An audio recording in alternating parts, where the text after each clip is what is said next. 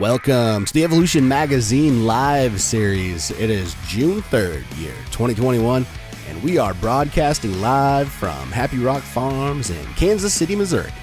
Tonight we are here to learn about cannabis education with special guest Dr. Jay Johnson from Northwest Missouri State University with Max Simon, CEO, founder of Green Flower, and Eric McSwain with Missouri Cannabis Industry Association. Our show will get underway in just a few moments, but first, a word from our sponsors.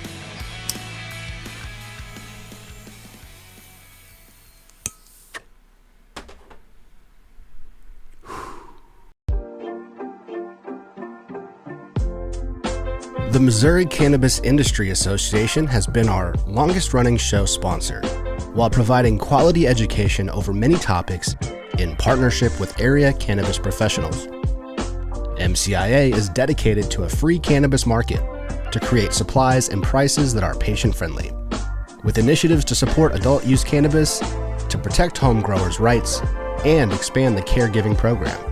Go to mocia.org to learn about memberships, to learn about their certified caregiving program, and learn how to get involved. Thank you, MCIA, for being a show sponsor.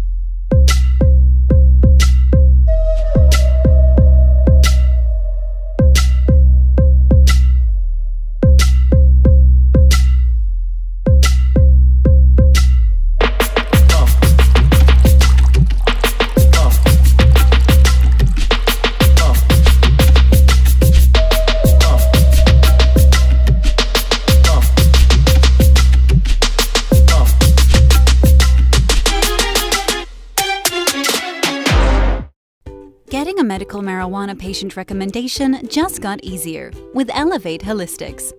Using HIPAA-compliant telemedicine software, Elevate Holistics enables patients like you to receive medical marijuana recommendations from the comfort of their own homes. Here's how it works. First, visit elevate-holistics.com to book your appointment using our online schedule. Then complete the intake forms in our confirmation email. Finally, visit with the doctor using the link in your confirmation email. It's that simple. Book an appointment today. Cannabis is the fastest growing industry in America, yet there exists a shortage of qualified professionals ready to fill these new positions. Get the knowledge and skills you need to succeed in this growing industry by earning a certificate from Northwest Missouri State University online in just 6 months. Study agriculture and horticulture, business, healthcare and medicine, or law and policy. Whether you already work in the cannabis industry and want to level up your skills, or interested in switching careers or industries, you'll learn from top cannabis experts about what it takes to succeed as a cannabis professional. Through these programs, you'll develop a portfolio to showcase your knowledge and stand out to employers. Upon completion, you'll gain access to some of the top companies in the legal cannabis industry through Northwest's employer network partner, Green Flower. Military discounts are available to active duty and veterans. Flexible payment plans are also available. Classes begin June 28 and seats are limited. Visit cannabiseducation.nwmissouri.edu to jumpstart your cannabis career. Tonight's video is provided by Cat King Films.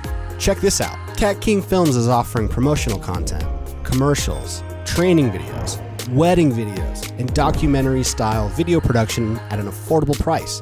A free consultation comes with every project to ensure that it is personalized to your brand. Check out previous projects by exploring the different sections on the newly launched website at catkingfilms.com.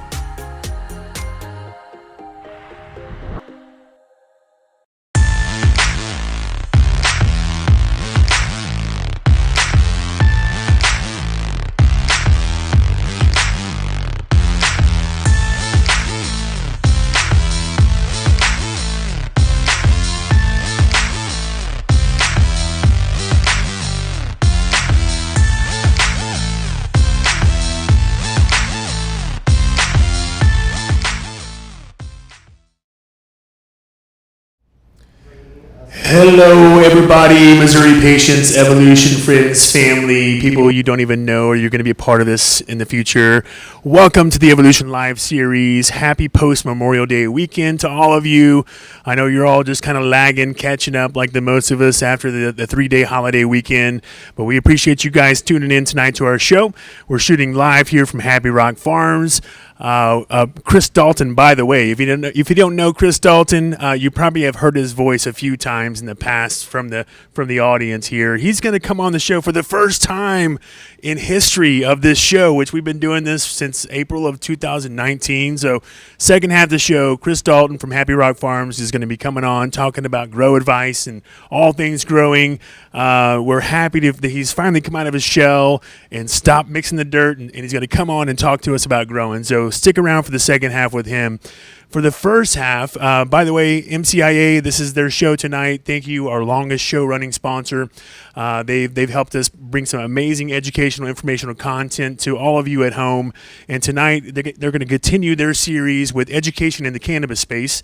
And we have the associate... I knew I was going to mess this up. The associate provost of Northwestern Missouri State University. Yes, got it. So he's going to come on the show. He's live here in the audience.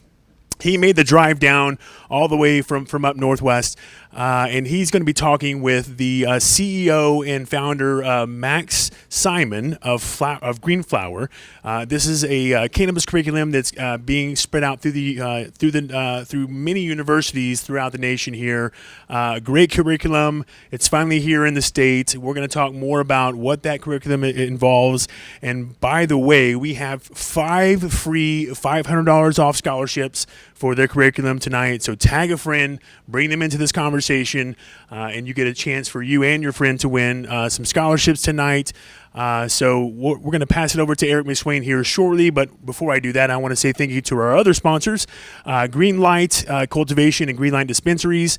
There's been a lot of talk, good and bad, out there about them, but we want to sit down and have a conversation with them about who's involved with the organization, who their cultivator is, the experience they have, the team they have.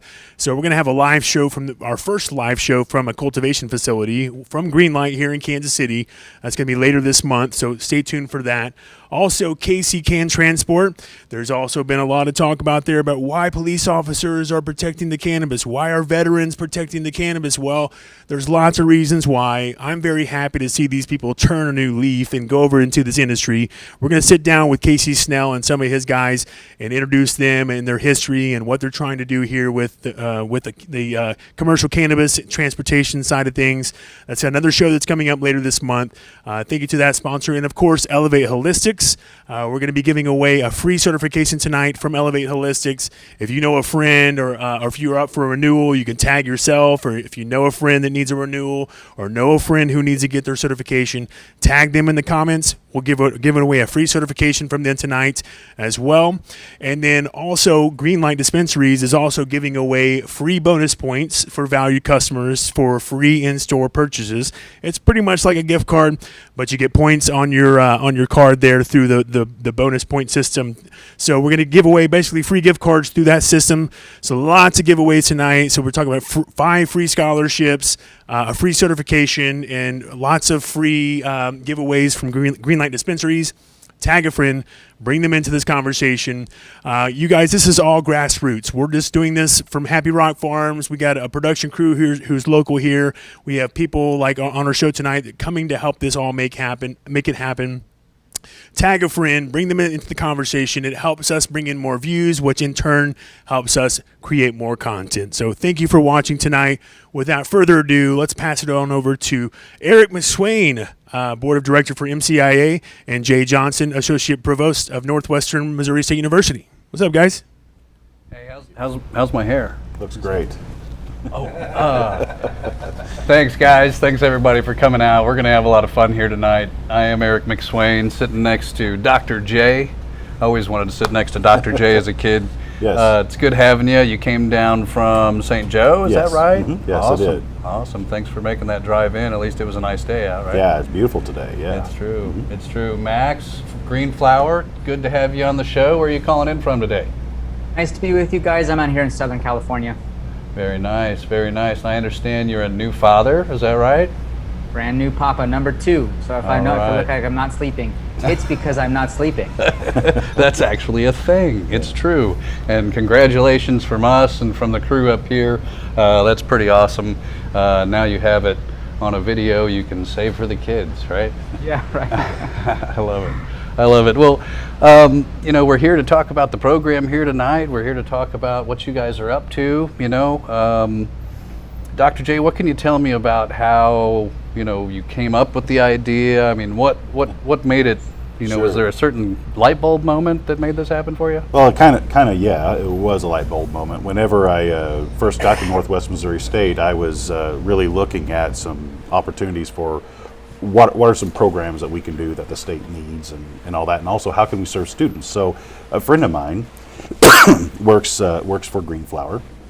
Now, I didn't know he started working with Green Flower, so I called up my friend and says, hey, we're looking at this. He says, well, actually, I don't work with that company anymore. I work with Green Flower. Oh, well, tell me more.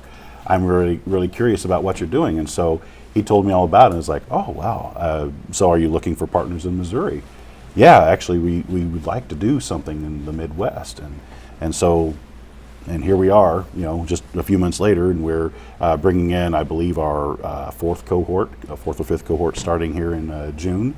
And it's been a kind of a interesting start with the pandemic, as everybody's had kind of interesting time here with the pandemic. But boy, it's been just a really interesting thing that we thought we need to bring to the region.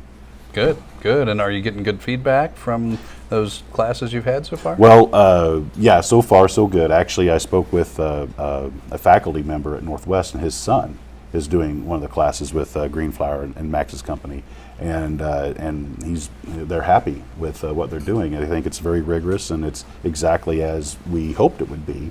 So we've heard good feedback so far, and I'm sure they're hearing good feedback as well at Green Flower. That's awesome. Mm-hmm. That's awesome. And have your classes stayed full at this point? I mean, is there? We whenever, as with anything, when you start off with relatively lower enrollment to kind of get things going. But as we've gone in, we've had larger cohorts here recently. So we're starting to get a lot more steam because people are going back to work. They're looking at the industry, and then in Missouri, of course, as the industry has started to kind of unfold, and we're start seeing things really develop in Missouri. There's more and more coming. So so we're starting to see more enrollments. Right. And so what was Max's role? Did he help design curriculum for the course, help deliver the coursework? Both? Max is CEO of the company that has all the curriculum and all does the online, does everything basically for us there, and they've been a fantastic partner. I'm sure Max. Awesome. So this is an online course. It's online, 100% online. Very there are cool. 4 certificates, and all of them are online. Yep, tag a friend, you guys. Tag a friend right now, because that's how you're going to get into these scholarships, all right? Yeah, Max, Eric, yeah, why tell don't me you about let it. me why don't you let me give kind of an overview of what the programs actually are, because I think it'll really Sure. give people an understanding of what these are all about. That You sound bet. good? Yeah, you bet. Yeah. So each of the programs is a 6-month training, and over those 6 months, we go through basically 3 course loads in each of the programs. And so there's an agriculture program, which teaches people how to grow cannabis, how to process cannabis, how to store cannabis properly. So it's the whole agriculture side. Then there's a business program, which teaches people about the cannabis industry. It teaches you how does the operations work, how does the compliance work, how does the supply chain work. And so those are for people that are really either looking to start their own cannabis businesses or play kind of a higher up leadership role within some of these companies. Then there's a third program, which is a cannabis medicine, it's called a cannabis healthcare and medicine program. And that's all about how you actually interact with people that are using cannabis medicinally. And so it covers the different ways that you consume cannabis and how it interacts in the body. It covers the different ailments and conditions cannabis can be used for. And it covers how do you actually work with all sorts of different demographics, from people that are dealing with different healthcare conditions to also different demographics like elders and seniors, and all the way in between. And so there's this kind of very medicinal component to that program. And then there's a cannabis law and policy program, which, as most people know, cannabis is one of the most heavily regulated industries in the world, actually. And whether it's local or national, there's a real need for people that understand the rules. And so those are things like the laws, those are things like accounting and taxes, those are things like employment laws, those are things like compliance. And then those are also the things of how local, state, and federal laws are kind of interacting with each other. And so people can kind of go into these 6-month programs, and they all start with learning kind of foundations of cannabis, where you learn about the plant, the botany of the plant, cannabinoids, terpenes, the product types. You learn about history, you learn kind of foundational knowledge. And then you have subsequent courses after that foundational knowledge, which is really more about specialties. So for example, in the the cultivation side, you might start with learning about genetics and soil and growing mediums and light sources. And then in the second part of the class, you go into things more about working with the plant, the harvesting cycles, the getting the highest level of yield, processing, curing, storage. And that way, the point is that when people go through these programs, not only do you become really knowledgeable about the space, but then you start to get real specialty in each of these core sectors. And that's, of course, what the cannabis industry is. You have people that play roles in growing the plant and running the businesses and working with patients and working with customers, and then people that are more on the policy and compliance and regulatory side. And so these programs are designed to take you from knowing nothing to having a real deep understanding of how to be a leader in these different sectors. And then it yields with a certificate from the university, so that when you're going to get hired or raise investment, you actually have something real credible to show others about your knowledge. Yeah, that's great. And is that curriculum tailored, for example, in case of the laws, is that tailored for folks here in Missouri, or is it a bit more general? So what we found is that about 80 to 90% of the rules, if you will, are consistent everywhere.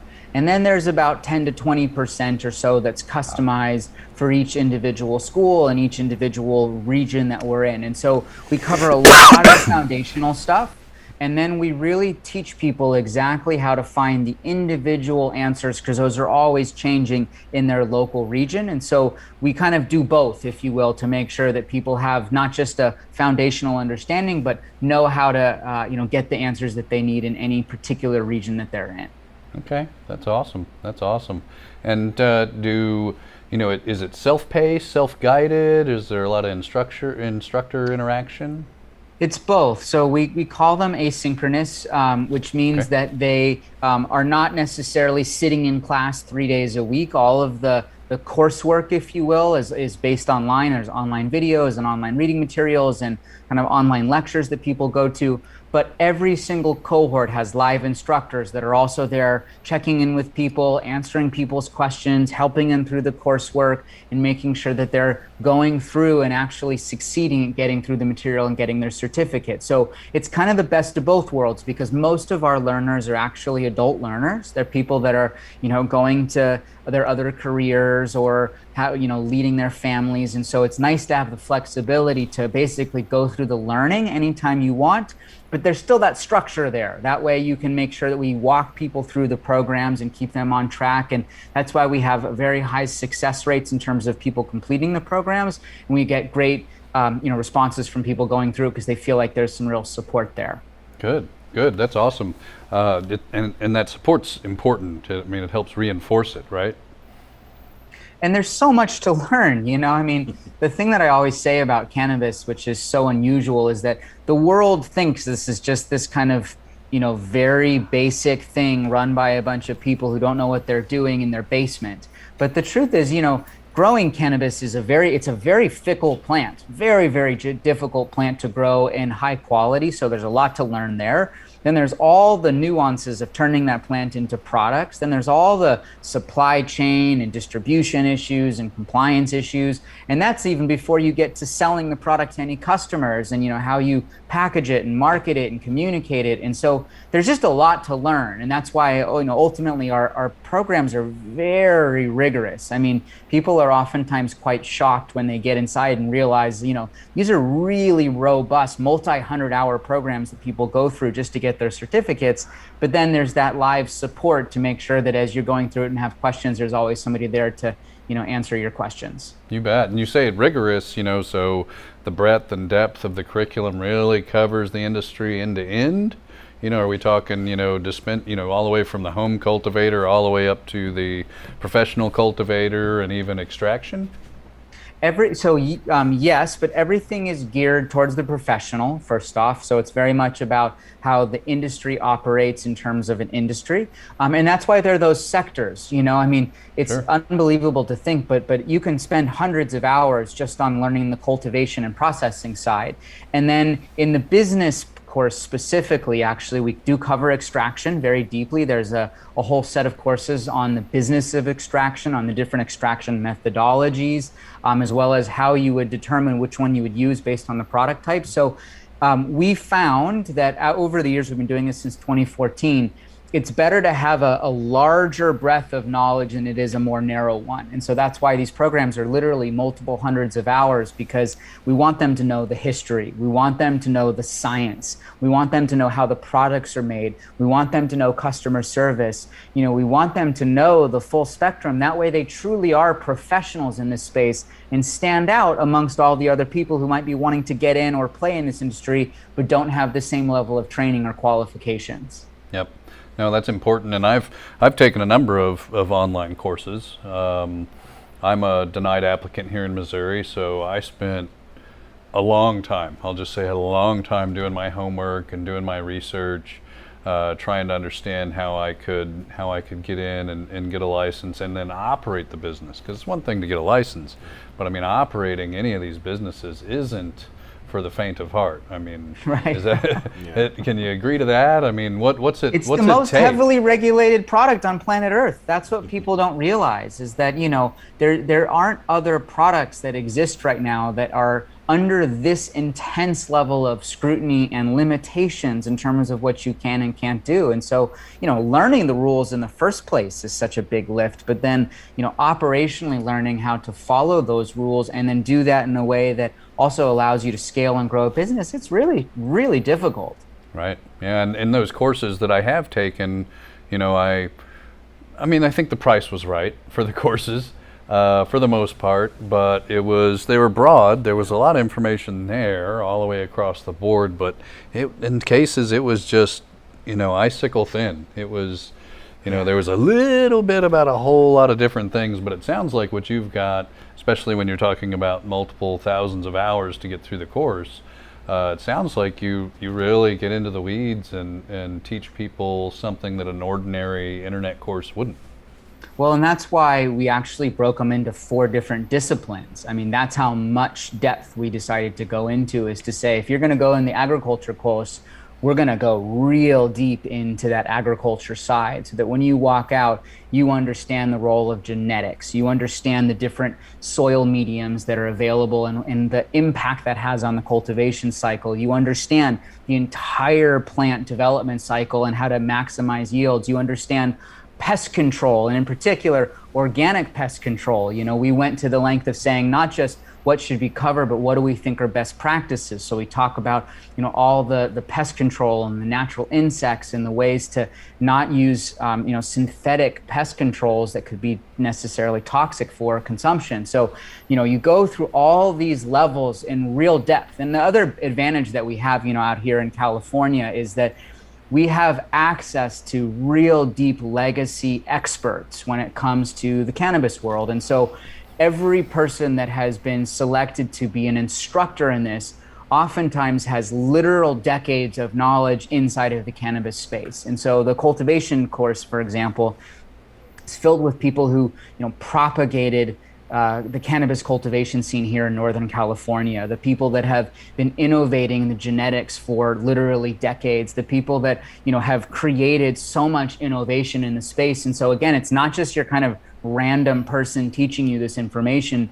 They're legacy experts that have literal decades of experience, and thus it brings a level of credibility and trust not only to the programs, but it's also super cool to be able to learn from those people inside of the program. So like, for example, I always think of Mel Frank, who's literally wrote the book on cannabis cultivation in 1970s when it was just I got that a few book. years ago inducted into the Edition 1 and 2. You know, High Times Hall of Fame. Like, he's the botany instructor, so he's the one going through teaching you the botany of cannabis, and he's, you know, got more photos of cannabis botany than anybody that exists on planet Earth because he's been doing it for 45 years. You know, so they're really cool programs. I hated school, but I've never loved learning as much as I do watching our content. Right, and it's about our favorite plant too, right? Totally. It's true.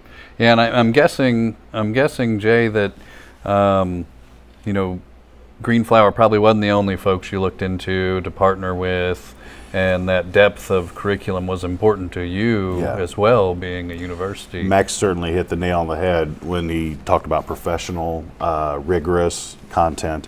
Northwest Missouri State prides itself on being a really, we have a thing we call profession-based learning. And so we try to infuse this across all of our curriculum, credit, non-credit, whatever, which makes us an excellent partner for Green Flower, and Green Flower an excellent partner for us, because they are really looking at how this is not just like what you talked about, something might be pretty thin. We wanted to, if we're going to do something, we want it to be, losing my... Getting away from you. Yeah. Wanted to do something that's deep and meaningful for people in the industry, and not just something that is going to,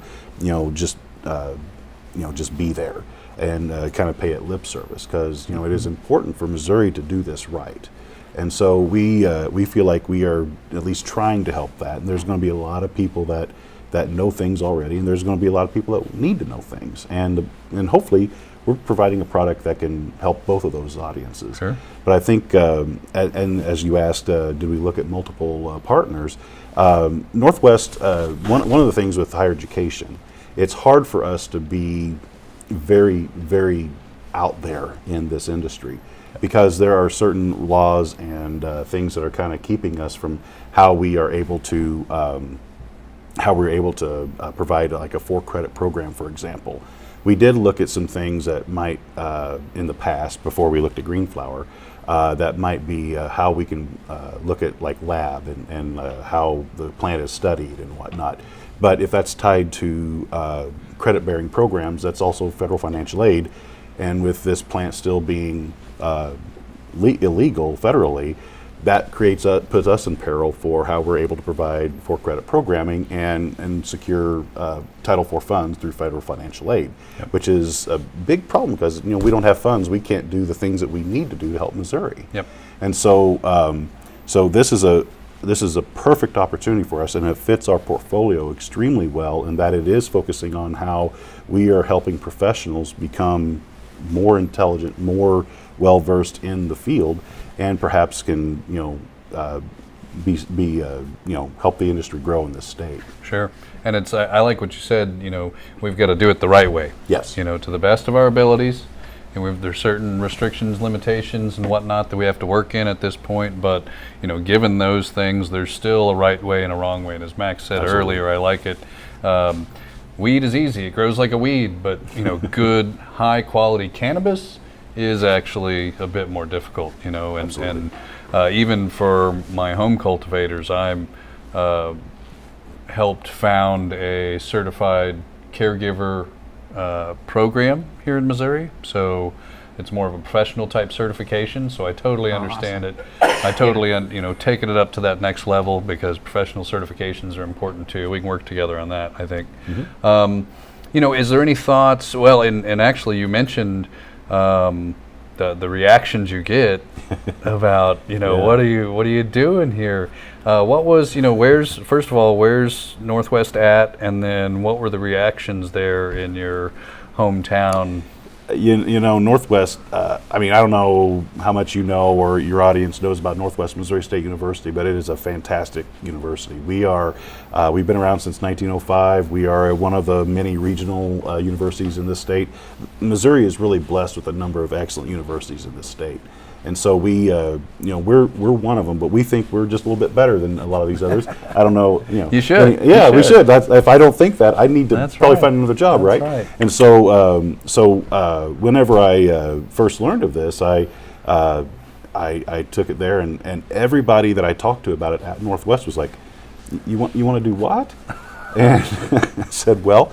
Did they look around first? Yeah, I said, well, this is a good friend of mine, and I think this product has legs, and me and a person that works, she's our director of continuing education, Rebecca Labina. She's also our small business development center director in Northwest Missouri State. She and I did a lot of looking into what this is, what the program's like, and we went back and said, yeah, we think this is a really good thing we can do, and. The president was like, okay, well, this is interesting.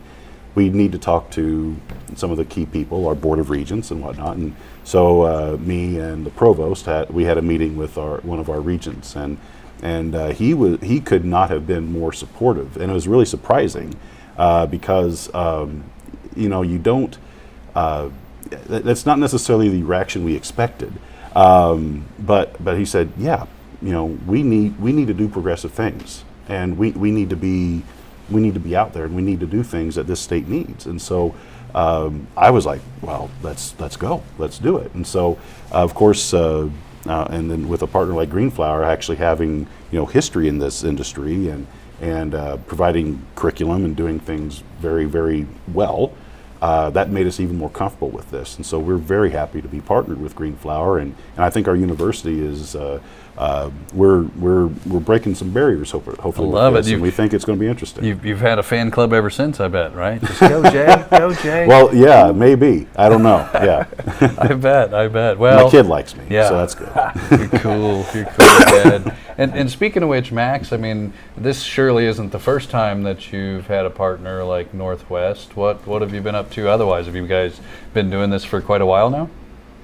Yeah, we started Greenflower in 2014, which felt very early, but we've done nothing at all but cannabis education. I haven't gotten involved in any other activities whatsoever besides cannabis education, and that was because I knew something really deeply when I started this company, which is that cannabis has unbelievable potential as an industry, as a wellness tool, as a health and happiness tool, and as something that I know will have a positive impact on society.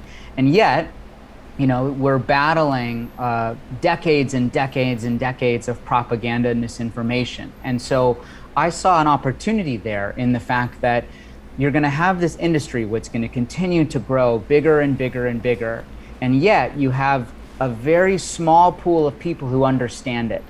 And thus, that's where education plays a role. Education plays a role in saying, here's this great thing, we're going to teach you how to be great at it. And so we've started in 2014 just producing educational content. Over the years, the library got bigger and bigger and deeper and richer and fuller, to the point where we had enough content to go to universities and say, we have a very rigorous program for you, something that will pass your academic board easily because it will be at the depth and rigor and quality that you already expect in higher education, but is in this space that nobody knows much about, that there's tremendous growth in, and that employers are struggling to find well-trained, qualified, talented people to hire and play leadership roles in. And so early on, it was very difficult. But as we not only grew in terms of acceptance of cannabis in our society, as we got more partnerships on board, and as we found more progressive partnerships, the momentum has been amazing. And now we're sitting at 11 schools that we have partnerships with across the country. Our last school that we just announced and just launched was Syracuse University out in the tri-state area, which has been unbelievably well received. And you're seeing this real tipping point right now where it's not just the schools seeing the opportunity, but it's the industry embracing that education is important. It's the people that are seeing, coming to a higher education institution gives them legitimacy and credibility. And then employers are seeing that and hiring those people above everybody else. And so I'm really thrilled that after all this time, this kind of vision is coming to fruition because it's serving the whole ecosystem of cannabis in my mind. It's helping create more educated professionals. It's helping build a more skilled workforce. It's creating better talent for the employers to hire. And now it's giving higher education an offering and an ability to serve their communities in a way that really resonates and excites people. And so I see this as just the beginning, but boy, there's a very, very bright future ahead. I love it. I love it. And are there about the same, are there actual state governments that recognize the education? And, how many states are you in at this point? Well, we are in 9 states. We're in 9 states. All of these programs are offered as continuing education programs. And so they're, basically offered by the university. And really the issue is whether or not the employers see these as credible. And so that's why, I don't know if you heard in the very beginning, but we've taken a great amount of effort to build what's called our employer network. And that employer network is now filled with top cannabis companies throughout the whole nation, which are basically growing very quickly and are looking for well-trained people. And so they kind of poach our graduates or our certificate holders into their companies as people that they want to hire above and beyond everyone else. And so that network is growing both in terms of companies as well as in terms of adoption. And so, it's gaining increasing level of acceptance as the industry continues to mature and grow. I love it. I love it. And your next class starts the June 28th. June 28th. And how many seats are available? Well, we don't really cap the program. Max, maybe you can answer that better than I can. Yeah, I mean, we tend to have anywhere between 10 to 20 students per class. And sometimes they get a little bit larger than that, but that way there's still enough kind of intimacy for the instructors to be really hands-on. And I was looking for this right before. We have some spaces in all 4 classes. We've got agriculture, business, cultivation, and agriculture is the cultivation course, business, medical, and law and policy. So there's a little bit of space in each of those classes coming up, which means that we could accommodate your audience to join in. And I believe actually we also did something really cool with this stream here today, right? We were offering this $500 off scholarship. So there's space for people to enroll and get started, and those programs will begin end of June and go all the way through basically till the end of this year. I love it. I love it. So what, 20 to 30 people being accepted into those courses at a time, and there's still a few seats left, right? So tag a friend, Exactly. guys. You'll get a little bit of a scholarship, a break on the price there. And I'm a big proponent. One of our missions as a Cannabis Industry Association is to help with that education piece. Like we spend, more than half our time and budget on doing those sort of things. So folks out there, consider becoming a member. We accept members from all over. It's an important part of the industry. And we need this. We need this in Missouri. The more people know, the better. The more you can educate a friend, and you don't have to get up on a soapbox and talk down to them or anything weird. You just know where to point them to get the information they need, because that's what's going to lead us to normalization here in Missouri.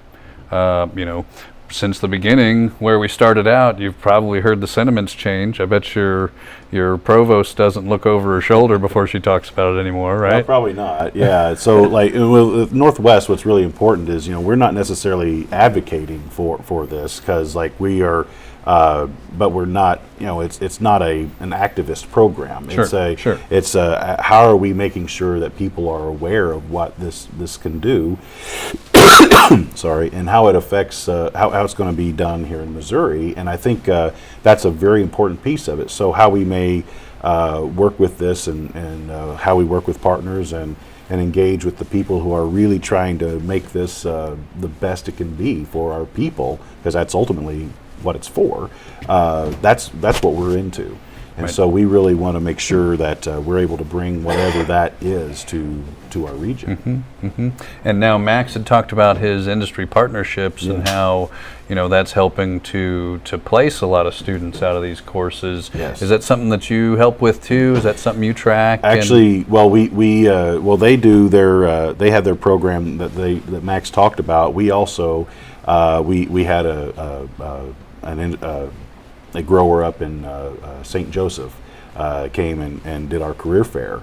So we're starting to see just even at our university, because I do work at a university, so we do have regular like degree programs and everything. But there are degree programs that are not necessarily in cannabis specifically, but there's so many, like you can get a business degree and have tools and skills and all this other stuff, and so a lot of these people are looking for like really just qualified individuals with some experience, some degrees or internships or whatever in the field.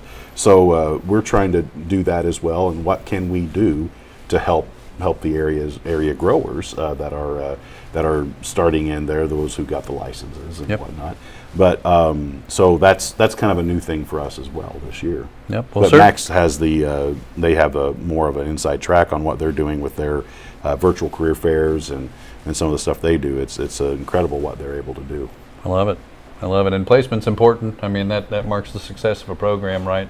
What those kind of preferences are. Is there a particular course, Max, that's more popular than others, or is it really the whole program that you have to take?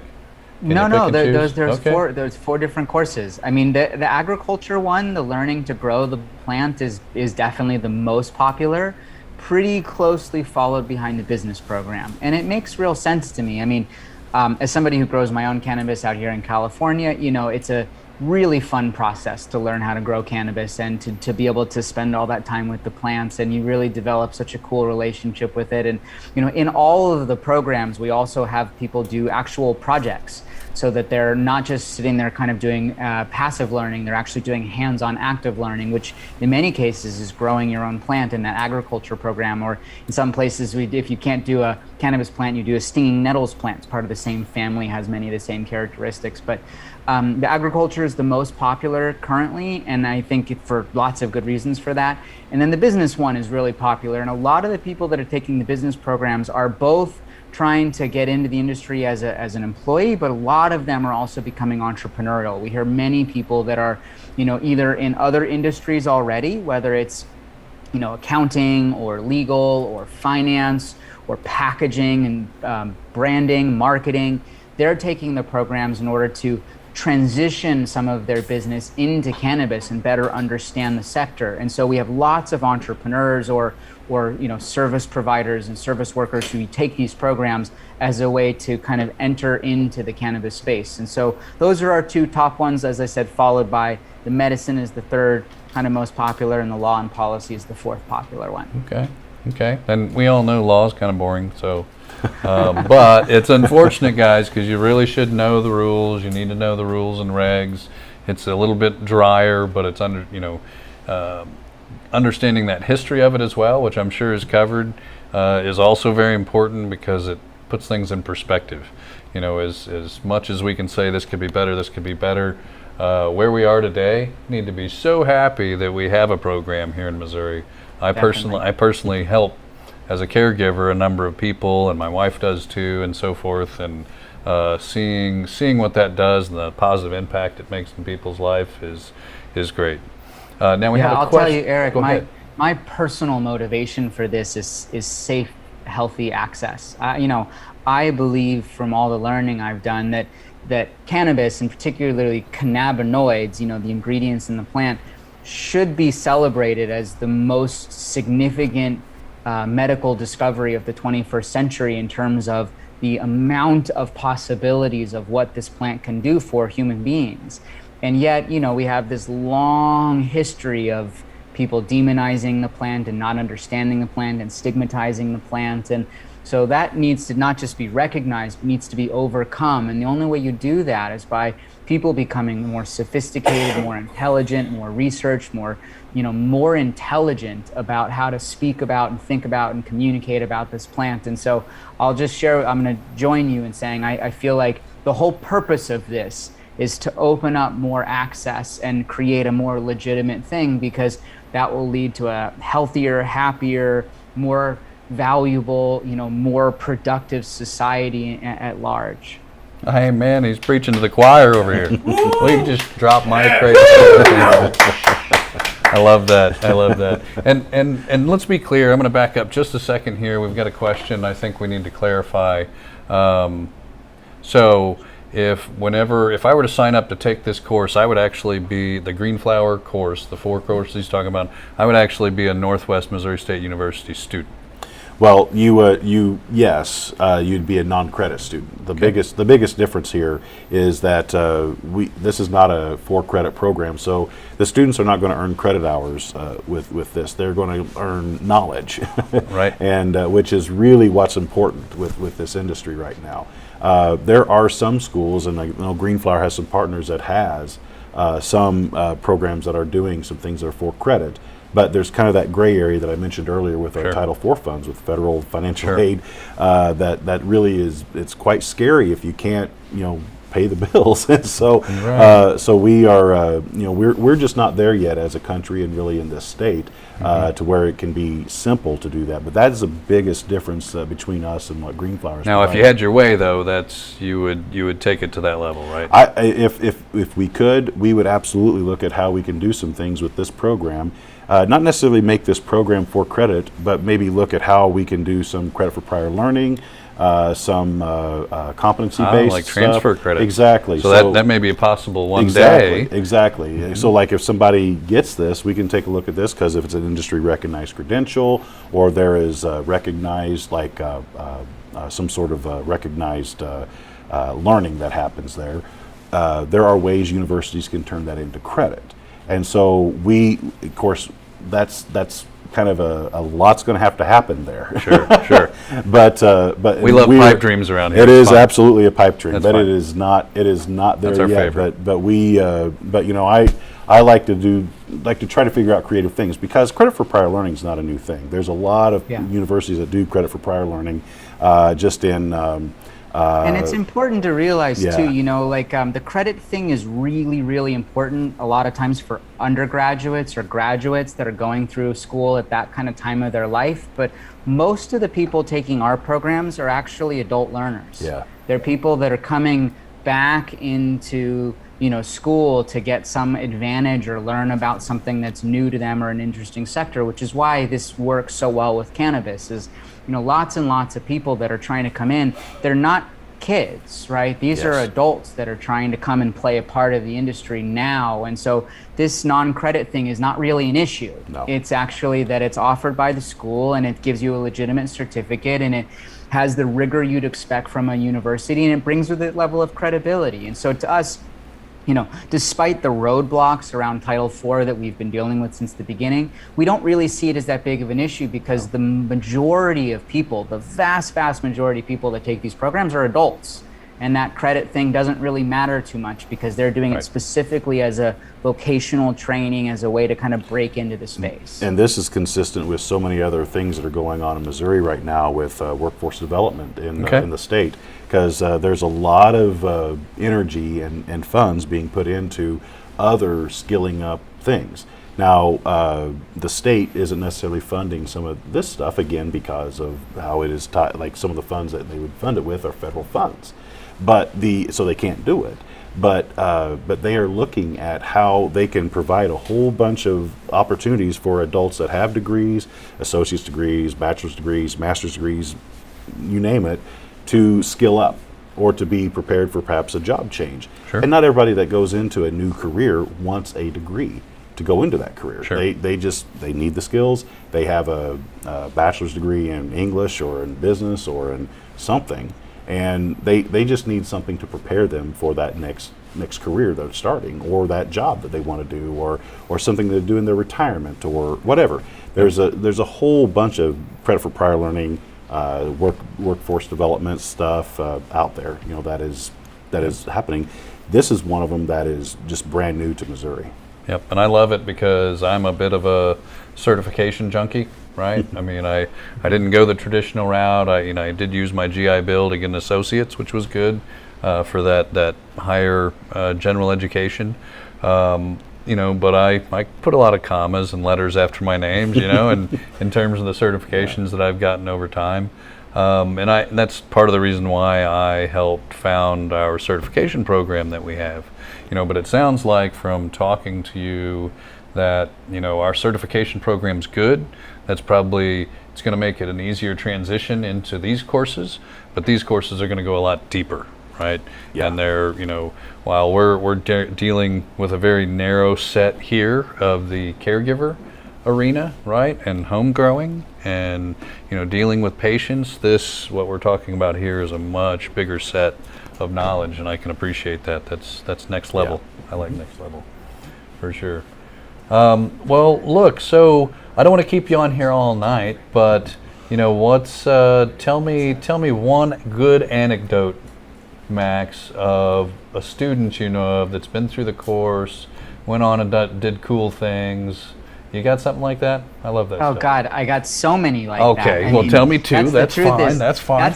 That's the best part about this, as the CEO, is that there's so many incredible success stories. And so, I'm like flooded with thinking of all of them. I mean, I just got one the other day of a chiropractor who took the business and the medical program, and as a result of that, went out and started his own cannabinoid skincare line. And was just glowing about how excited he was because Literally he learned glowing. about all, cannabis and how it works in the body and the business side of it. And then so we built a whole cannabinoid skincare line. So that comes to mind. I just got another note from a student who went through the business program as well, and then got hired by one of the large MSOs in a leadership position right out of the gate because the recruiter was so impressed by his level of knowledge coming into the interview, above and beyond everybody else that they were hiring. And so, imagine that. This is a guy who had never even been in the cannabis industry before and comes in and gets a management role right out of the gate because he took one of the programs. And so we get stories after stories after stories like that all the time. I just thinking of a nurse that just wrote a testimonial for us saying, she never even knew about cannabis's therapeutic effects, but now has been introducing it into her kind of personal practice, and she's seeing her patients thrive in ways that she's never seen before, traditional pharmaceuticals. And so the thing that's so incredible is that all these programs kind of touch people in totally different, unique ways, but that's why there's the beauty of the cannabis industry. It's like there's so much opportunity to make an impact in the different sectors that people play in. So yeah, I mean, I've got story after story after story that kind of comes flooding to my mind when I think about the students that have gone through these programs. Yes, and that's really what it's all about. Lift each other up. That's what we need to do. And if you ever need access to some cannabis nurses here in Missouri who are practicing, let me know. Cannabis Awesome. Care Team, I love them. They do a lot of training and education, and they're very passionate about that as well. So what are you hearing? I'm sure you've had some Missouri students who've talked to you about the program. What do they have to say? I mentioned the faculty member before, and they were very pleased with the program. I think that what I want to emphasize is just how rigorous it is. It's they get in it, and it is work, and so I think that really speaks to the just how good this is, because these are people that are not. These are people that want to do things with this plant, or they want to do things with this industry, and so it's a very. I've been very impressed with what I'm hearing from Max and our account representatives, and as well as just the people that I know that have been involved. Yep, yep, and that's the story. We want to hear. We want to hear what the next class is like. We want to hear how our folks here in Missouri are doing. So be sure to let us know. And thanks so much. I mean, we've actually been trying to get some higher ed folks on for some time, and you come out today and did that. The not to say we asked everybody, so don't anybody get offended, right? We didn't ask everybody. I know there are other offerings here in the state, but I think that's important too, to have that local connection, right? To have someone to talk to locally, somebody who right away is probably going to get it. And Max, I know you got a firm handle on what's going on here in Missouri, so nothing against that. I think it's human nature, right? And I love your model where you're finding local folks who can help sponsor. I like the story too about Syracuse University. I know some folks out that way, so now I know where to send them. And it's a small world. So for all the folks out here listening, don't forget, it's not too late to tag a friend here if you're interested in these courses, or if you think your friend might be interested in these courses. We're going to give away some of those scholarships. It's going to be amazing. Now, be sure to come back, though, guys. On the second half of the show, going to have a couple smart people up here. Well, one at least, right, Chris? And we're going to be able to ask us anything. We got a depth and breadth, not just in cannabis cultivation, but we're active in the advocacy scene and all that too.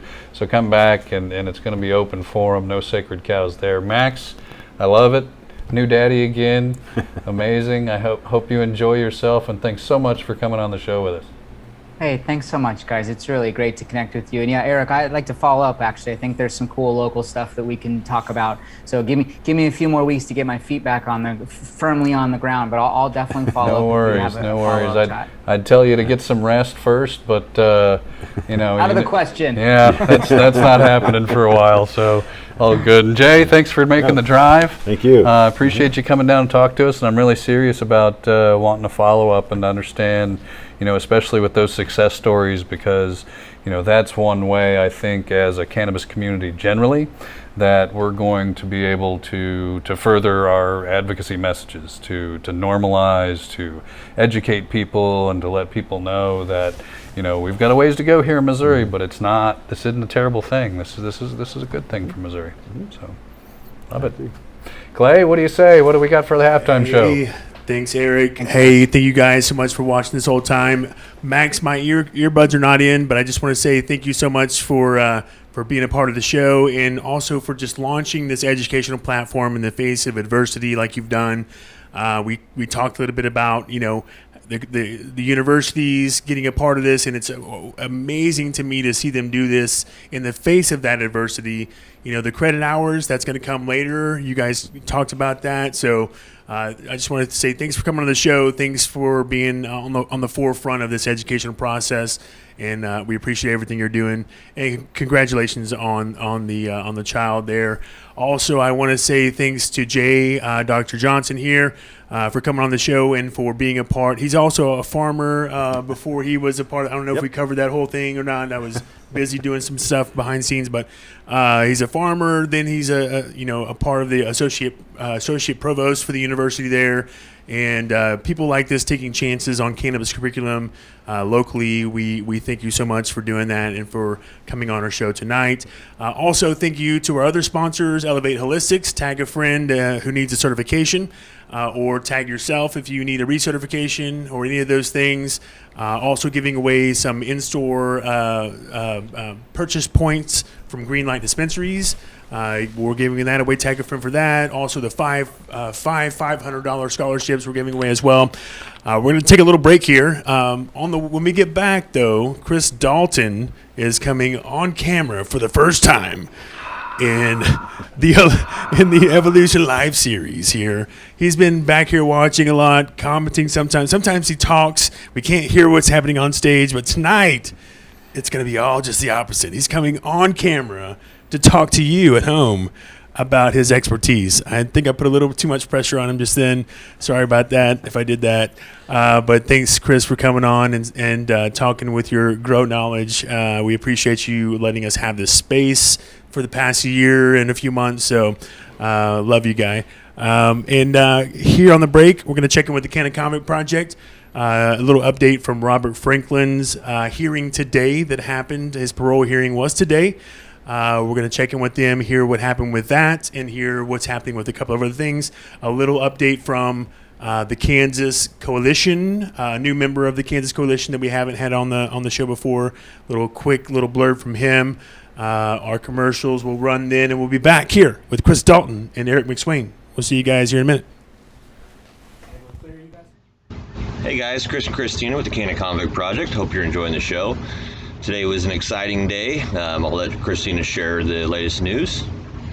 So today was Robert Franklin's parole hearing, and the parole board did not give us a specific date as to when he will be released, which is what we were really hoping for and anticipating.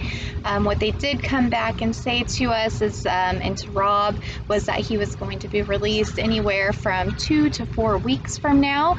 So we'll keep you posted on that as more information becomes available to us. Thank you, Clay and Greenlight, for all of your hard work to help us put together an evening for him once he is released, and providing lodging. So we really appreciate everyone who has come out and offered their support. We do have other needs that are still not yet met for him, as far as food, and location. Specifically for an after party, we want to keep it kind of intimate with just him and his family. We do want everyone to come out that can come out for the actual release and welcome him back into society, but we do again want to keep it a little bit more intimate that night so it's not too overwhelming for him and his family. So we'll keep you guys posted as more details become available. And please don't forget about his GoFundMe. We set up a GoFundMe for him for reintegration funds to get back into society. So get onto the Cannabis Project page. We'll share the link again. Get onto our personal page, but the Robert Franklin GoFundMe, please donate if you can. We also want to continue to encourage everyone to come out to all of these cannabis events that are happening. We will have additional letters there for Trevor so that we can try and get him out of custody early as well. And anyone else who you know who is in Missouri for non-violent cannabis events, please continue to reach out to us for their needs. We don't know about them unless you tell us about them, and you can contact us through all of our social media outlets. And if you know of somebody that you think we should be petitioning for or having letters of recommendation filled out for and having signed at these events that we go to, please reach out to us as well about those and the specifics about the case, and we will do whatever we can to help out. Next, I just want to briefly touch on our declaratory judgment. As you know, on May 24th is when we had our first hearing in the circuit court regarding patients' right to access medication while they're on supervision. That case was continued to August. We do expect for that to be decided on before August, and hopefully we'll have that in a higher court by then. So that was just a little brief reminder that's going on. So I know there's a lot of issues with people who are on supervision. Right now, there is not a particular piece of any legislation that protects you. It is up to the individual PO, and so mind your P's and Q's. In the meantime, we are trying to address this issue as every other medical state has had to go through. There are some growing pains, and this is the first step in getting that figured out for everyone statewide. Next, I want to say thank you to Waxy Brown, Daniel Jones, and Shirley for inviting all the women on yesterday to the Women of Cannabis on the Waxy Brown's Flower Power Hour at KKID.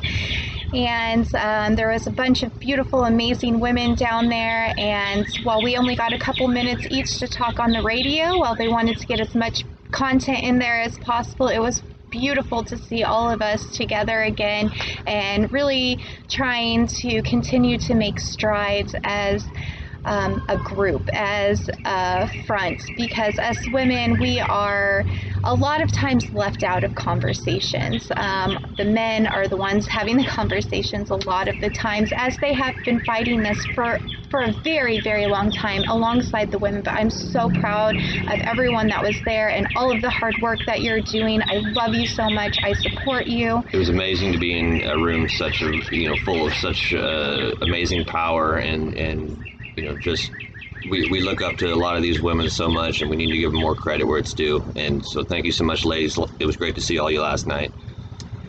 And with that being said, please support these local businesses. Please support these local nonprofits, especially the nonprofits. We are ran and funded off of your generosity. So every dollar matters. If they have products, buy them. If they have posts, share them, like them.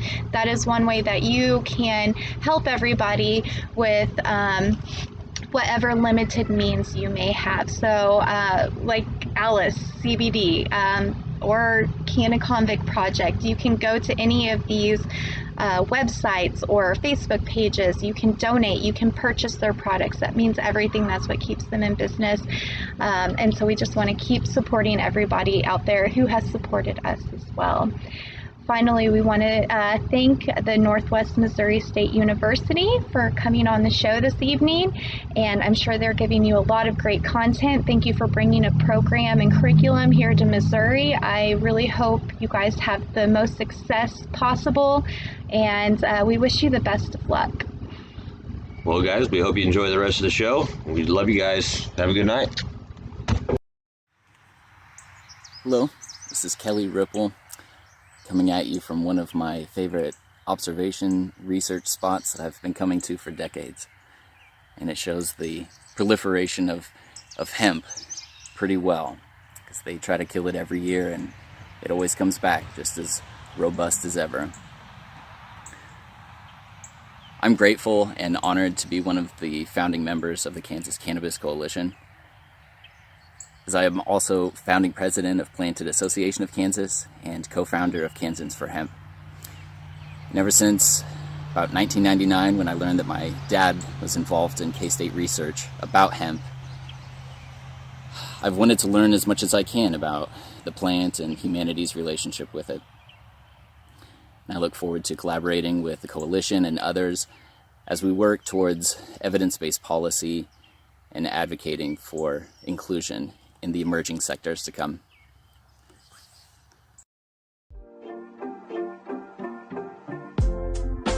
The Missouri Cannabis Industry Association has been our longest-running show sponsor, while providing quality education over many topics in partnership with area cannabis professionals. MCIA is dedicated to a free cannabis market to create supplies and prices that are patient-friendly, with initiatives to support adult-use cannabis, to protect home growers' rights, and expand the caregiving program. Go to mocia.org to learn about memberships, to learn about their certified caregiving program, and learn how to get involved. Thank you, MCIA, for being a show sponsor.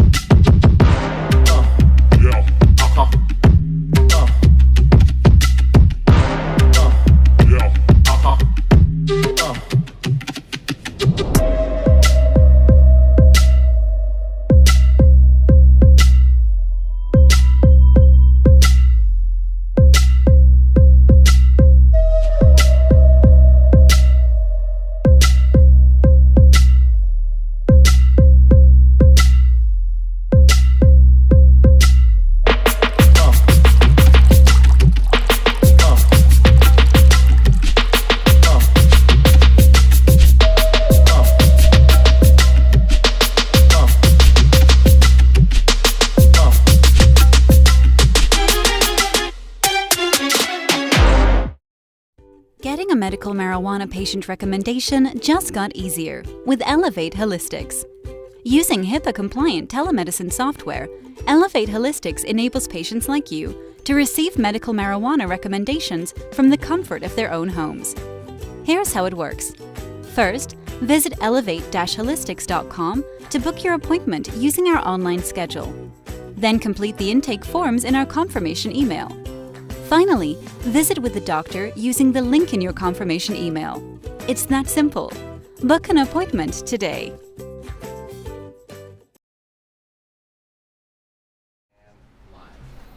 Welcome back, everybody. Welcome back. Thanks for staying tuned with us here in the second half. We're just going to chill. We're going to have a little fun. It's all good. This is the Ask Me Anything section. My name's Eric McSwain, and this is Chris Dalton from Happy Rock Farms. That's right. One of them. Your chair over there is getting lonely. Oh, my chair. I'll be back, baby. I'll be back soon. That's right. That's right. Chris has been here pretty much every show that I've ever done, and probably almost every live series show that's been done. He's in charge. It's fine. Or not. I don't know about that. Well, and Chris is also, not only is Happy Rock Farms a corporate member of MCIA, which those memberships go towards shows like this, right? Because it's not free to produce a high quality show. We've got to have some talent come in, level up. Cat King, love it. So get involved with that. If that's something you'd like to support, we've got ultra low memberships. He's also the vice president of our board. I'm the chairman of the board at MCIA. We've got a certified caregiver program. We're doing advocacy in the space. We're helping to shape, hopefully what is going to be adult use coming to Missouri. There's a lot of things going on out there. I'm a caregiver for several patients, as is multiple people in my family. I've got stories to tell. If there's anything out there that you want to know tonight, please let us know. Now, something I want to know from you, for everybody who's listening out there right now, we've been focusing a lot this spring on education. I think it's important and going to become increasingly important for folks to get an edge. As they compete for jobs, there's, for the average dispensary job, just as an entry-level position, there are often 80 applications for that spot. So you've got to do some things to help set yourself apart. But anyway, let us know what you want to talk about here tonight, Chris. I know you're a cultivator yourself. Are you, if I remember right, you're hydroponics? I'm a hydroponics guy. I've ebb and flowed for a long time. It's just my style. And, one of the interesting things that I've learned that I open the store is that when new people come in, there's a billion different ways to get this plant to the end. And you just got to develop your own style, whether it be soil, whether it be water, deep water culture, growing in a plastic cup with a compact fluorescent bulb and a timer. You can get it to the end that way too. You just got to find your own style because we all have our idiosyncrasies, and there's certain jobs in cultivation that we hate. So you got to find that style of cultivation that has that little job that you hate and figure that out, and then just practice and get better and pay attention to your plants. My wife's been at home harvesting today, just time consuming, tedious, and stripping the plants down, and then you got to clean, reset the tent, reset the bed, whatever you're working with, reset the tray. Well, you got to clean pots, right? Because you use hydroton. Yeah, hydroton. I mean, the majority of the labor in my cultivation method is cleaning. Clean reservoirs, clean trays, clean pipes, clean pumps. Clean is happy. You don't have those negative pathogens and all those dirty bugs that get in and cause problems when you're not clean. So it's clean. Gotta be clean. We agree too. It's hard in some situations, but if you can get that, at least the space, if you've got an old dirty farmhouse basement like my wife does in her cultivation, well, we've got to put up tents, and then we really work hard on our, filtration in and out of the tents to keep the inside of the tents nice and clean, right? Because then at least there's a small safe room, a small clean room for the plants, which is very important. But you know, I also am experienced in outdoor grows. I've got outdoors going this year. Funny story. We had the professor of pot on here not too long ago from Skytrace Farms. I love that guy. Tyler Morgan. Yeah. And he was saying that cannabis will pop naturally at middle of March outdoors, and that seems awful early, but you know what? I saw it this year. Yeah. I saw it happen because where I live, there's a little bit of wild hemp. And so no matter what I do, if it's outdoors, it's going to have a few seeds per ounce. Sure. It's not a huge deal, fortunately, where I live, but there is just a little bit of pollen drift, and I know it's so because I've grown out that progeny, and it almost always turns out to be 1-to-1, or sometimes CBD, and which isn't necessarily a bad thing, but if that's not what you want, or you're looking for, or hoping for, and so this year I've got volunteers coming up because there was a few of the lower buds that we just completely left on stalks and left it out there for the animals and for Mother Nature to take care of. And I'll be darned if I don't have volunteers. There's That'll probably be fascinating to see how that turns Well, out. yeah, I mean, but that eats up a plant and the plant count. But that was in my mom's grow, right? She grows outdoors. Let's see. And she likes the CBD. 6? I mean, I don't know. The whole family. Yeah. The whole family. Yeah. So let's see here. We got a question. Can both plants be grown in the same tent, soil, and water? Yeah, so your reservoirs have a tent's worth. What are they, 4x4? Well, I use big reservoirs, but yeah, you could have a setup where you had a soil then and then maybe a deep water culture plant in a bucket in there growing in a tent. You could do both in a tent. Yep. If you wanted to do side by side and do comparison, I think probably if you had a deep water culture, you'd have to keep it pruned down, or it might outperform. They just grow a little bit faster with the water. Not necessarily better, but faster, and you're right there. I mean, I've seen some monsters in hydro that I haven't seen elsewhere. Yeah. My particular style is to use one big 4x4 by 18-inch bed, and my wife's got those in 5x5 tents. That way, when the sides shrink in, you get about a 4x4, right? And then a 4x4 light over it, something similar to a Fluence. You'd be doing some leaning. And it unzips on 3 sides. Oh, there we go. You got to get around that thing. Yeah, unzip that whole big old thing and really get around there. In the back, though, there's a lot of standing on your head, getting to that little back middle. But at any rate, but they're all in the Cannabis same spot. yoga. Yes, that's exactly right. We go down and do some yoga, baby. Yeah. You got to get in there and trim it out. You got to inspect all the way because it's in the back corner. That's where the bugs and the problems. That's right. They're always hiding every single time. But yeah, I would definitely recommend. I like when the roots get in there and start touching and communicating and that sort of thing. That's what happens out in nature. Let them get to it. That's Let them right. get to it. Plants talk to each other. They People don't mind. know that. They don't mind. No, they don't mind. Not whatsoever. No. That's how it works.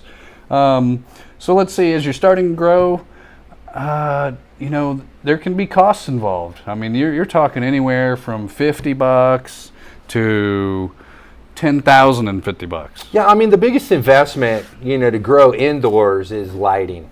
Yeah. That'll be your biggest investment, and you definitely get what you pay for in the quality of the light. So, I mean, you see a lot of people, that want cheap lights and have big results. And, one of the funny things is people come in here and they go, what's the first thing they need to do? I go, put your phone away and quit looking at Facebook, because you're not going to be like that. That's not how it's going to grow. And one of the questions that I try to ask the new growers is the size of space you're planning and your budget, because I really need a budget for you to work with, and because we're going to invest most of that thing in lighting, and then find out how much work they want to do. I mean, certainly for the beginner, soil is the easy way, especially growing in the dank, the soil that we make here at Happy Rock Farms, we're come back to that. Water only soil. But yeah, I mean, just trying to learn about the person, what they like, what their habits may or may not be, and get them comfortable and in a position to succeed. Mm-hmm. Yep. That's right, and my very first grow was a $35 grow.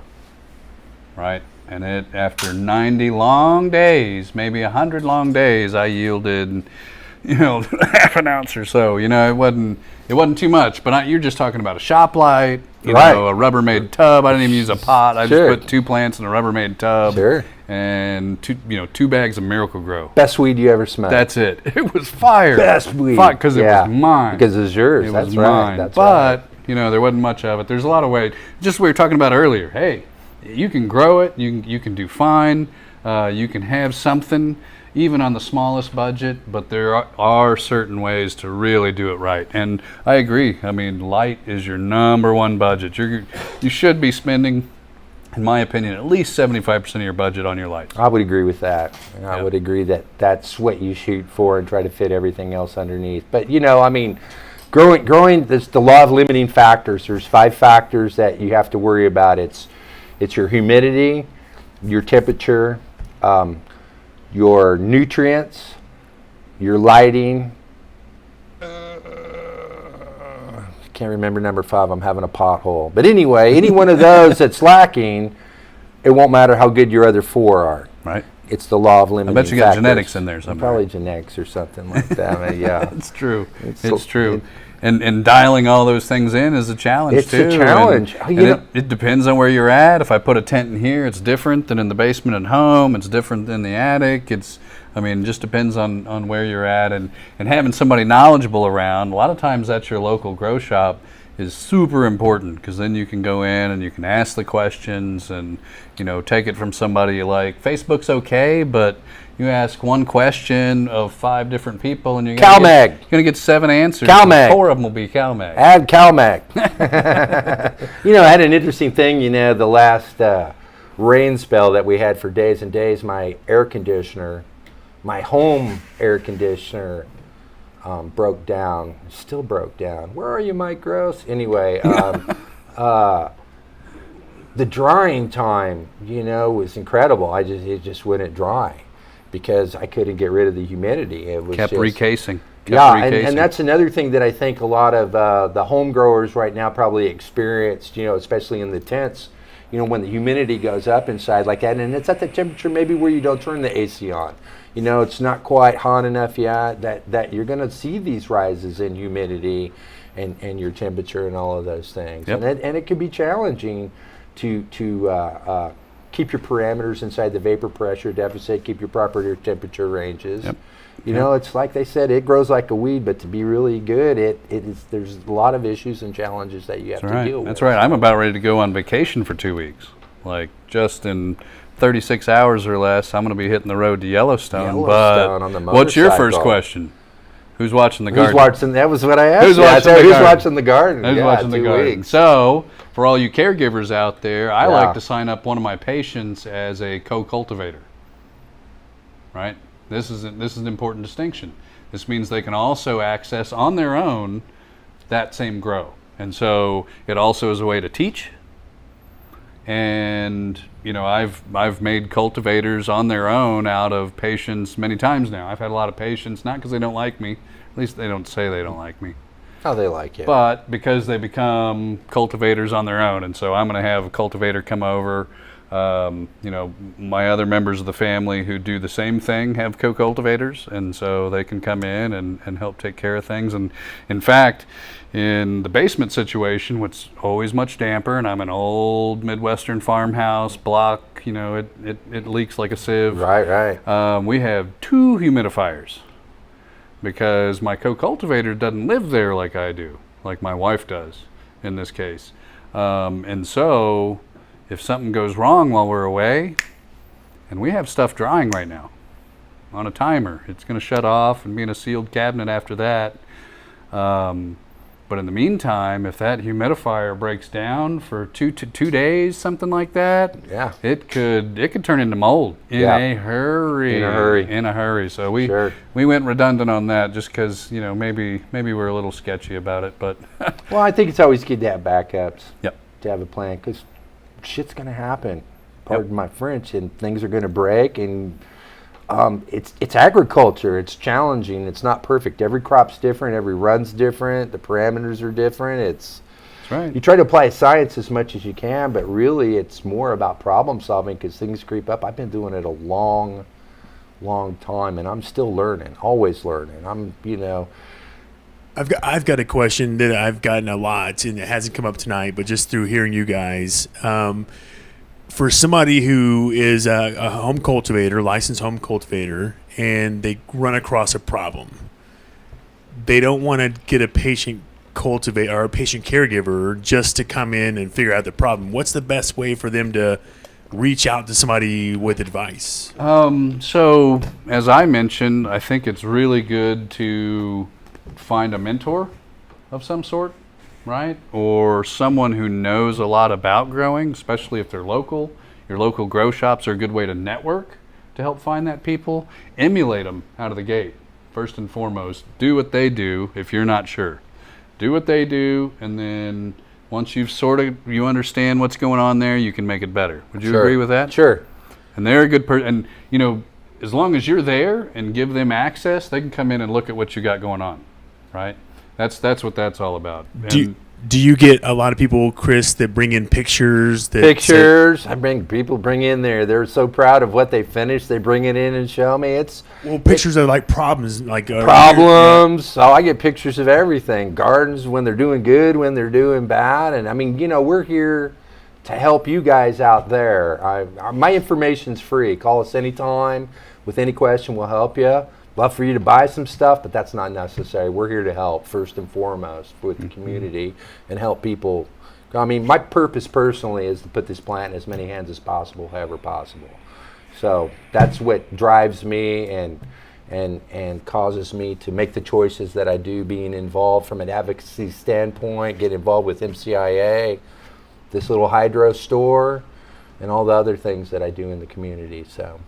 Yep, that's your number one best resource, somebody who can be there in person. But remember, guys, don't go to your friend's house dirty, right? Oh, yeah. Clean the bugs off you, put a fresh pair of clothes on. Take a shower. Don't go to your own grow before you go to their grow. Don't mow your lawn before you go in your grow. Don't mow the lawn. No, not without taking a shower first. I heard about that the other day. Yeah. No bueno. I mentioned a co-cultivator earlier. That's a thing in Missouri, right? You can cultivate in a room with another person and have a patient of your own in that room, and all three of you, right? So sometimes instead of signing up a second patient, even though I still call him a patient, I'll actually sign him up as a co-cultivator in my space. And then that way we can kind of teamwork on it, and we can kind of learn together in a lot of cases. But that's a legal thing here in the state of Missouri. Something to think about. So let's talk about some of the work that you're doing. You're a long-time hydro guy. Like, that's what you've done since Ebb and flow. Jesus was a corporal in the Army. But now, all of a sudden, I understand you got this little dirt thing going. I've turned into a dirt monger. A dirt monger. But I still haven't grown in dirt. You might have dirt under your fingernails. I bet you do. I might have dirt under my fingernails. Is it cocoa? It's cocoa, dirt, could be some peat moss, all of that stuff. No, we teamed up with Big V, and Big V is the architect of a soil that we build here at Happy Rock Farms called the Dank. Yeah. It's basically a water-only soil. I say that in parentheses because that depends on pot size, phenotype, how long you veg and stuff. You might need to add a little nutrition.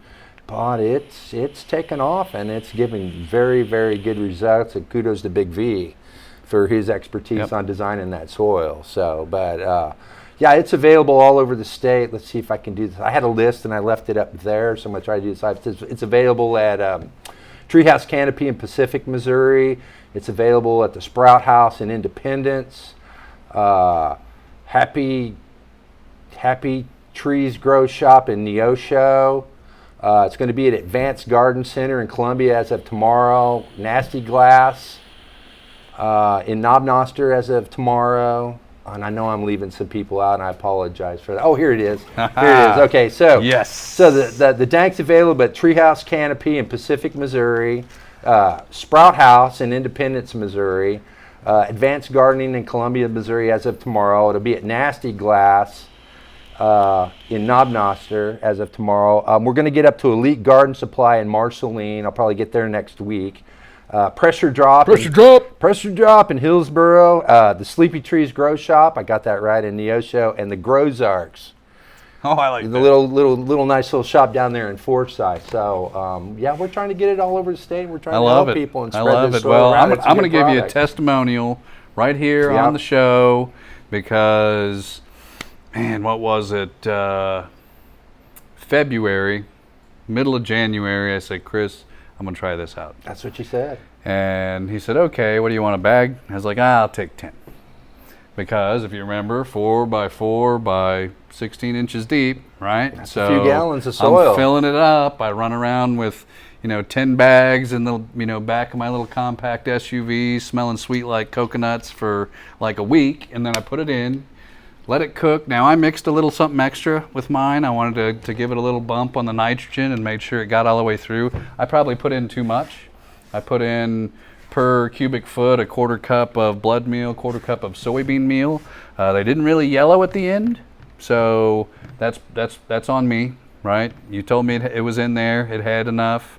Probably should have followed that, but I gave it a little extra. But nonetheless, I mean, it turned out great. The results were good. It turned out great. The growth was fast as I've ever seen. I ran a control batch with exact same cuts on the bed next door in my personal soil, which performs up there with Sohum and Indiconja and some of those other commercial varieties that you can get. And I mean, it was all really similar. I'm interested in the longevity, right? Because cocoa, I use peat based, and yours is a cocoa and peat based. Right. Yes. Co-peat. I like it. But yeah, all the way through the end, and I had probably a dozen big forearm-sized buds come out of there. They were rocking. It was a really nice bed. profiles. They stunk just as much, and both of these beds were in the same room. It's a different environment than the grow tents that I'd put in for my wife. This is one single 13 by 13 room with 3 beds in it. I grew another bed, but it was different stock, different plants. So I couldn't really compare, different plants grow different, right? Anyway, yeah, no, I was really impressed, and I'd highly recommend it if you're going to come get a water-only soil. And what we mean by water-only is you literally just have to put water on it. There's other things you can put on it, but water is the only requirement. I mean, it's a plant. Everything's already built into the soil. I'm a believer. That's the only way I grow. Kind of a lazy way to do it. But my philosophy is to farm the soil and let the plants do what they got to do. Regardless of the plant, if it needs more nutrients or less, as long as there's sufficient nutrients in there, it'll take what it needs. Just my philosophy. And it works. It works. I don't know. It didn't dry yet, right? It's going to be still drying while I'm on vacation, so I'll let you know. We're going to do a smoke report. Okay. So the next time you show up here, that's right. That's going to be good times. I'm going to have the Chem Dog 91 with me. Oh, grown in the dank. And we'll see what's what. Oh, that sounds good. That's right. That sounds good. I have to get my chair ready because you know what happened last time. Yeah. Well, I went night-night. Maybe we'll go quarter joint. Yeah, that's quarter joint for me. Just a few hits for Chris. I'm an old lightweight, man. That's all right. Cheap date. I like it. I like it. Yeah. Yeah. Any other questions out there? Please let us know. There's lots of things, I'll tease out that we're working with putting together some adult use language. Yes. Right. We've been working on that for a while. We've got input from quite a few people in quite a few different ways, including last fall. We had folks reach out to us and let us know. And our emphasis, of course, is going to be on free market. Free market. Okay. It's right in the mission statement for MCIA. We want a free market. If it's up to us, if you have $2,500 and a good business plan, you can have a license. No competition. Just go get it.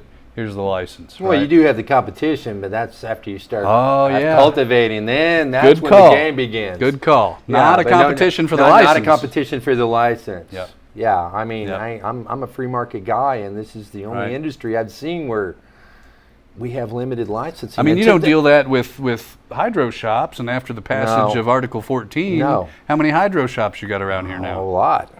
All of them. There's no limit. Yeah, there's no limit. If you can afford a space to put it in, that's right. And the local business license, you can have one. That's right. And so you've got to compete just like everybody else. That's right. And That's right. That's the way it ought to be. That's the way it ought to be. And then you know, I think by doing that too, then you end the legacy market, which hasn't happened yet, and then it's really truly is legal. I mean, the whole thing about all of this with limited licensing and limited possession limits is what's legal. I mean, that doesn't sound legal to me. If you get over there and then it's illegal, I can buy as much whiskey as I want, as much ammunition as I want, as much as anything as I want, but I'm limited to an ounce of cannabis. I think that's kind of crazy. Yep. Personally, but I don't know. I agree. And, you know, some people have commented, I mean, first of all, why make it so hard on businesses and how will it affect medical? I don't think it'll affect medical if done right. It'll I think all use is medical, personally. Sure, that's a good point. I mean, I think it really is. But in terms of our medical program, I mean, if you look at Oklahoma, though, what that has done is created this pressure and driven prices down for folks. And in order for these businesses in Oklahoma, and by the way, there are cannabis businesses in Oklahoma going out of business because they just aren't quite putting all the pieces together to make themselves successful. That's because once you have those options in front of you, patients are going to be discerning. Yes. Now they have choices, right, and they're going to buy the best available for the money, right? Right. Which is the way it ought to be. Yeah. I mean, same way with cars. Right. You go buy the car you grocery think is the stores, best for your money. Everything. Televisions. Everything from mac and cheese to, a Philly steak. One of the fascinating things to me about Oklahoma is that they voted their program in 5 months before Missouri, so June of 2018.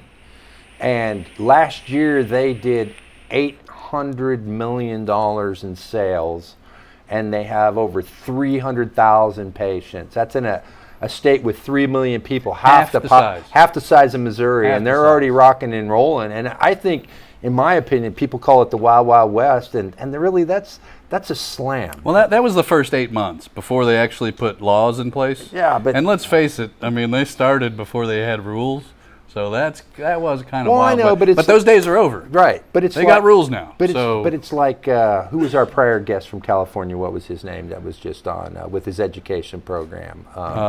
Max. Max Simon. Yeah, Max said, it's the most heavily regulated business in the country. It's reefer friggin' madness, and I'm sick of reefer madness. That it needs to go. This is a non-toxic plant, and I think that we should be treating it like tomatoes. That if you want to share it with your neighbor, and that we need to get the regulatory scheme in such a way that it does that. And I know I'm making the big guys balk, but it's only fair to you, the people out there, that you have the ability to get medicine that's affordable, especially those of you that need it that are on restricted incomes. And right now it's out of line, and that's my opinion. And I'm going to work to change that, to do what I can to make it more accessible and to lower the price and to open the market up. That's right. Amen. And that's what we do at MCIA. Was there another question on co-cultivation? No. Or was that the older one? Okay. All right, just making sure. If you got a question, let us know. I want to make sure we get all those covered. I couldn't agree more, Chris. It only makes sense, and I would challenge anybody who criticizes that sort of free market that Oklahoma and say Oregon have. Even where's the problem? Because usually they come at it like, there's going to be a dispensary on every corner, and there's going to be all this black market and blah blah blah blah. Well, first of all, I don't think there's a whole lot wrong with the traditional market. It only existed because it had to, right? And it served and people. We're here because of it. And without that market, we wouldn't have this new evolving market. There wouldn't be a demand for cannabis for those people to invest and be successful in it. It wouldn't exist. So, kudos to all you people out there, all you legacy guys. Thank you for all you've done over the years. Yes. Thank you. Can't condone it. Thank you for taking the risk. Respect. No, can't condone it, but respect. For sure. And and the second part of that is, where are the problems? Where are all these big social and public safety problems that are going on in Oklahoma and Oregon? All those potheads out here, the whole state must be potheads, and apparently they're overrun with all this illegal stuff going on because of cannabis. Well, disagree. That's right. Disagree. Show me the evidence, right? And a lack of evidence isn't evidence. That just means you aren't looking hard enough. And I have looked, and because, being small town Missouri guy, I was on the school board before, I got into cannabis advocacy and all that sort of stuff. And I'm very interested in what the downsides would be, because, I applied to have a business and I wanted to put it right there in my hometown, and I didn't want to bring something dangerous to town. So I've done a lot of research, and boy, I'm still looking for those articles on how terrible cannabis is. I am still, unless I go back to Anslinger's work, I can find a lot of reefer madness going on back in the day. Yeah, well, I got some choice words that I won't say about him on here. So That's anyway, right. I'm not trying not to cuss. That's right. That's right. No, don't need to go there. We'll be preaching to the choir. Yeah. Well, yep. Look, let's get back to your grow. So, I mean, what are some sort of pests that we got to look out for in the grow? Spider mites. Spider mites. I've had spider mites. So I have a perpetual grow, and it's been going on for a long time. And spider mites are just a fact of life, because I don't take the grow down, and it's perpetual, and I'm unwilling to go nuclear. The spider mites are there, but I can keep them knocked down by using proper products, cleaning. Did I say cleaning? Cleaning, keeping it clean. Do you ever clean? I do some cleaning. He's cleaned once or twice. And just spider mites is probably the one that I've seen. Now there's like, I think he was saying something about gnats. I've seen fungus gnats also in my grow, and their morphology is that their larva lives down on the root structure and eats the fungus off the roots. Now, if they get out of hand, they could eat the roots and hurt the plants. But I found that yellow sticky traps work really good at killing the adults. Yep. And I have a little bit of that. And really, fungus gnats is a sign of good fungus growing in your root structure. Not necessarily a bad thing. Because that's what they eat. It's not necessarily a bad thing. Yeah, and I've discovered that my buds act as really good sticky traps too. Yeah. And that's the problem. So you smoking some gnats? How are those gnats? No. One Just time, teasing, and yeah. I turned all that into edibles. I washed those gnats right off. Well, it's like your yard. I mean, you see a mole in a yard, that's a good thing. People freak out on the mole. The mole's there because it's eating the earthworm. The earthworm's there because there's good microculture, and you have the symbiotism going along in this little community. Yeah, and I don't mind a few gnats, but they do need to be kept under control. Yeah. Because there's a lack of natural predators indoors. Indeed, right? And that's the problem with indoors. The nasties come in, but where are the good ones? Come on, you guys. We're the I call in the good ones. Come on in here. Because there's one thing that bugs can, you put chemicals on them, all that other stuff. If you change it up, you can still keep them knocked down. You can manage them, but they'll get used to it. They'll get accustomed to that stuff you put on. Especially, Western flower thrips are the bane of my existence. I've had a few thrips too. too. They can take it. Whatever you pour and spray on them, they're just machines. They don't like smite. Yes, you can absolutely overtreat the plant for pests, and you Yes. can spray too much on there, Yes. clog up all the stomata. Yes. You can basically kill the plant Yes. with the stuff you're trying to save the plant with. There's no doubt in my mind. I mean, for all the newer people out there, one of the number one killers of plants is too much love. Overwatering, overfeeding, Love him and kiss him. Less is more sometimes, and be patient, and don't freak out. I think up here I do a lot of counseling as much as I do. And it's like I tell people that come up here, I go by the professor. It's like I tell people that come up here, it's like by you standing in front of me tells me you solved every problem you've ever had in your life. Or you wouldn't be standing here. That's right. So have some confidence. You made in it your here. Ability. You made it to today. I have confidence that you're going to get through this and do that other thing. So, That's right. Yeah. But those are important questions, and you have to be, I would say, be proactive, right? First time I ever got bugs, I wasn't being proactive. So guess what? They come in like a steamroller, rolled me over. I had to take it all down, clean What's it all that webbing up, on there? Start all over. Yeah. But if I'd have had some sort of program in place, some sort of way to remediate, and there's a lot of different ways. Look up pest management or integrated pest management cannabis on Google or YouTube, and you're going to come up with many, many, many, many videos. Get some, or ask that mentor friend, right? You'll get lots of tips, and if you start early, and some of it's simple, like don't mow the lawn and then go check your grow. what are you thinking? Okay, Go take a shower and change your clothes. They're all over you. Ever seen a dog come in with ticks on them? Oh yeah. Same thing, exact same thing. Yeah, Except now you got plant ticks on you. Yeah. They don't like it. So start from the beginning, start early, do a little research on that, and a lot of it's just common sense, and then make yourself do it. Just kind of like the mask thing or other precautions people have taken for COVID. At first we had to think real hard to do it, but once you build up some muscle memory, doesn't even occur to me. There's a specific time, I get up, I get changed, get dressed, and then I go visit the grow. Right. First thing in the day, first thing I do right after a shower, generally speaking. So right. Just habits. Yeah, right? it's just habits. You go into the grow as clean as you can, and you're still keep the trash out of there. Still probably going to bring stuff. Keep in. the old leaves. Think of your grow like a stream. Things flow in, inputs flow in, and then when you're done with it, they flow out. Even with soil, I reuse my soil a lot, but those root balls, the big chunks that I don't, they got to go. I'm not going to necessarily recycle those somewhere else. I could be multiplying my pests with a lot of that. Yeah. I don't mulch my leaves on top. I remove those. They probably got pests on them. So it's like water. You got to flow it out the other end of the pipe, and then you got to find some place to go do something with it. That about the same for you? I think so. Yeah, Get that crap out of there. A lot of components for you, a bit more durable. I mean, you can definitely clean if you're talking about plastic and you're talking about other components. The you can clean them. keep them clean. Yep. You can keep the sanitize tanks them. clean, sanitize. I find tap water uses pretty good. Yep. Does that? Just keep it clean. Yep. Just pick up stuff. Don't have a bunch of leaf matter laying around. Don't turn a blind eye. No. Don't get right. complacent.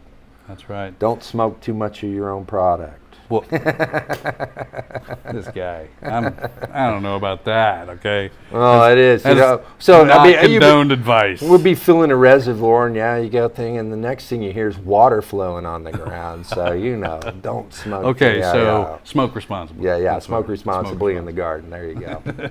In and around and before. Yeah. Yeah. That's so true. Now, did we get some responses on what people want to hear from us in the future? Don't forget to put those up. If you've got some items and you want to have us do shows on particular topics or topics you've really liked in the past, be sure to put those in the comments. I'm going to review each and every one of those here in the near future, and I really want to see, that way we can adjust our programming to meet your needs, get the right kind of guests on the show, see where we need to go next. What'd you hear, Clay? So I forgot to relay that message to James there. So we will put that message up on future posts. But for tonight, you heard it here verbally. We are looking for any kind of feedback you guys have on what kind of content, what kind of giveaways, what kind of people you want to see on camera, anything on all those levels we are looking for here. So. I think that I'm going to walk on camera here instead of just being on. Here we go. Let's dial this in right here. Here we go. All right. So, yes, that's actually what I was going to bring up at the end. Thanks so much for bringing that up. I forgot. That was my bad. I forgot to tell James to do that survey. We have some survey options with some of the technology that James has to offer. But here's the thing. We would love to help you guys watch this show more often. What do you want to see? What kind of content? What kind of people do you want to see on camera? Is it education? Is it politics? Is it grow advice? We've done it all pretty much since day one. This has been over a year and a few months of us doing this. So what do you guys want to see at home? We would love your feedback. You can email The Evolution Magazine, clay.s@theevolutionmag. You can email Eric McSwain, which his email is eric.mcSwain@mocia.org. You can email Chris Dalton even, because he's a part of this. What's your email, Chris? Chris@happyrockfarm.com. Yeah, don't spell the no S out. That was actually, don't put an S on the end. Yeah, and we're not going to talk about why that is. Yeah, that's a sore subject. That's a part of the evolution of the industry, right? Evolution. We're evolving. Everybody's evolving. Everybody's trying to figure out what the hell we're a part of, or who we're going to work with, or what organization we're going to work with, and all these things. It's all happening, and we're trying to document the whole process. We're trying to bring you the content at home that says, hey, here's this educational course, here's this educational course, here's this manufacturer, here's this cultivator, here's this hydroponic store, here's this trade organization. Whatever you guys want to hear, we're just trying to bring it in and let you guys decipher the information as you need to be prepared to do with future adult use initiatives coming very soon. We hope to cover all the sides of all those issues as well. We're here to serve you at home, and hopefully someday, whenever adult use passes, we can all just enjoy. As James would say, yeah, that's right. Partay. But there's a medical value. We'll always concentrate on both those things, but more specifically the medical side right now, because that's the avenue into letting people make their own decisions for themselves as adults should. So thanks for watching at home. Thanks to our sponsors, Greenlight Dispensaries, Greenlight Cultivation, live show coming very soon from their cultivation facility. Also, MCIA, obviously great show tonight. Great people involved with that organization. They have in-house services that train you as a patient cultivator or caregiver, rather. And if you're looking for a caregiver, they will help you source that out through their program. They're also very involved with local businesses, trying to push initiatives that open the market up. There's other groups that are pushing for other things. We'll cover it all. Elevate Holistics, thanks for offering the free certification tonight. Tag a friend, last chance for a free certification from them. And then, of course, KC Transport, the very first transportation company in the state to get certified as a licensed transportation facility.